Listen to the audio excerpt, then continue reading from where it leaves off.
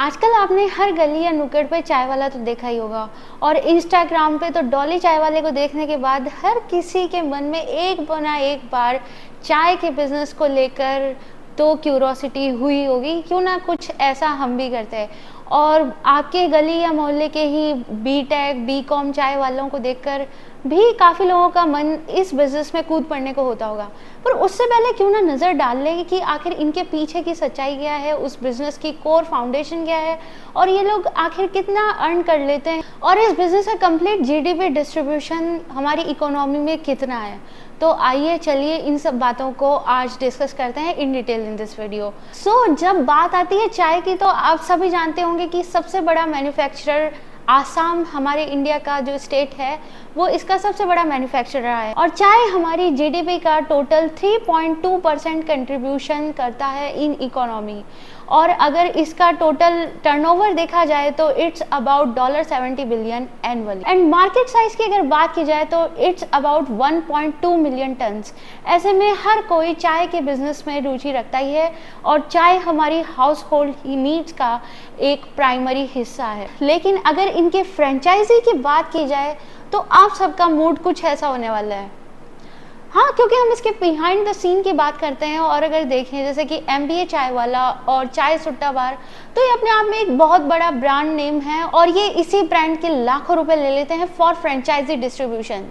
अगर चाय सुट्टा बार की बात की जाए तो इनका franchise fee is about 6 lakh और 18 लाख इनके पूरे सेटअप का कॉस्ट है। और अगर पेबैक पीरियड की बात की जाए तो इनका पेबैक पीरियड है 14 to 18 months and they give about 1 to 8% payback in ROI। और जैसा कि आपने देखा होगा शार्क टैंक में एक फूड चेन स्टार्टअप आया था जिसका नाम था जोरको, और जोरको की पिच में अगर देखें तो ये लोग करोड़ों रुपए कमा रहे थे और काफ़ी चीज़ों का दावा कर रहे थे, बट अपने एक्स्ट्रा कॉन्फिडेंस और ओवर स्मार्टनेस की वजह से ये पिच सिक्योर करते करते भी हार गए, क्योंकि इनका फोकस सिर्फ एक ही पॉइंट पर था कि इन्हें बस फ्रेंचाइजी को डिस्ट्रीब्यूट करना है और उसके पीछे की कस्टमर सर्विस और क्वालिटी को ये लोग इम्प्रूव नहीं कर रहे थे। इन्होंने इस बात को भी इग्नोर कर दिया था कि इनकी फ्रेंचाइजी अच्छे से फंक्शन नहीं कर रही हो या फिर आफ्टर सेल सर्विस इनकी कैसा इम्पैक्ट पड़ रहा है इनके ब्रांड का। वहीं अगर आप स्ट्रीट वेंडर्स को जाके टटोलेंगे तो उनके मुंह से आपको यही सुनने को मिलेगा। एग्जैक्टली तो स्ट्रीट वेंडर्स की अगर बात की जाए तो उनका कॉस्ट सेटअप आता है कहीं 15 से 20 हज़ार महीने का, और वहीं वो उसका डबल एक्स कभी कभी तो 3 और 4x तक भी अर्न कर लेते हैं without any expenses spend on any show off और any type of brand name marketing.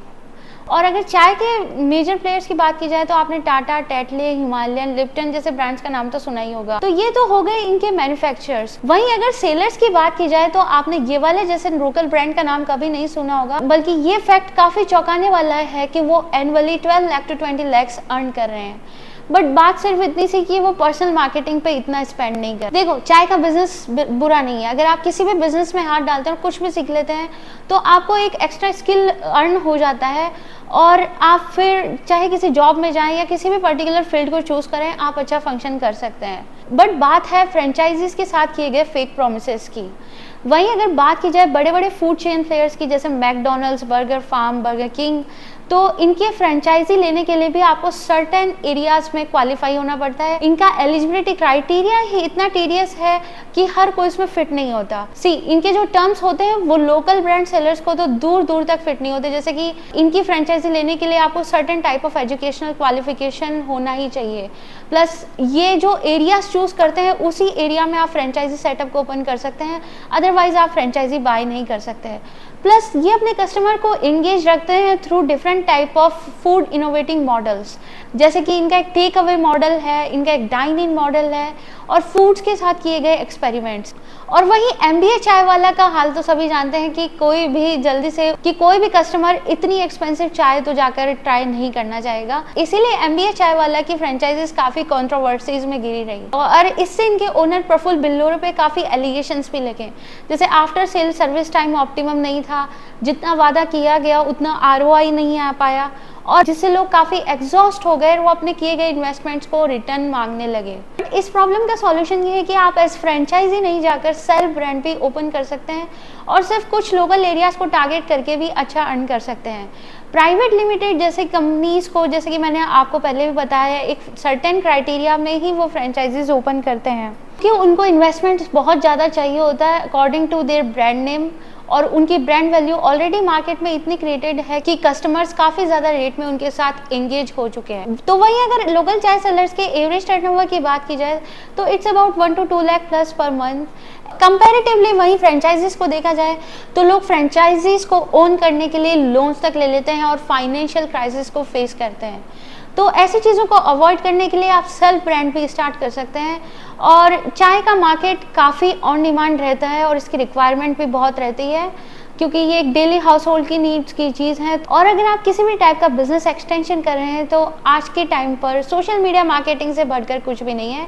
तो अभी जाकर अपने इंस्टाग्राम और फेसबुक को अपडेट करना शुरू कर दीजिए और डॉली चाय वाले जैसा क्रिंज मत फैलाना, क्योंकि वो एक अलग टाइप ऑफ वैल्यू मार्केट में ऑलरेडी क्रिएट कर चुका है। So I hope you love this video and thanks for watching. Like, share and subscribe with all your friends.